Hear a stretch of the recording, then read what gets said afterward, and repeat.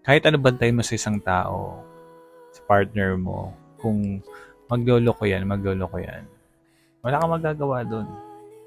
Kahit anong control mo or i-remind sa kanya na huwag siyang magloloko. Kapag gusto ng tao na magloko at pinili niya magloko, magloloko yan. Di ba nga, cheating is a choice. Hindi mo makokontrol yun. Kahit magkikpit ka pa or magmakaawa ka sa kanya. Pag lolokohin ka ng isang tao, lolokohin ka. At gagawa ng paraan yan para lang magawa niya or gawin na lokohin ka. Kasi sa totoo lang, pag nagloko ang isang tao, hindi mo kawalan yun.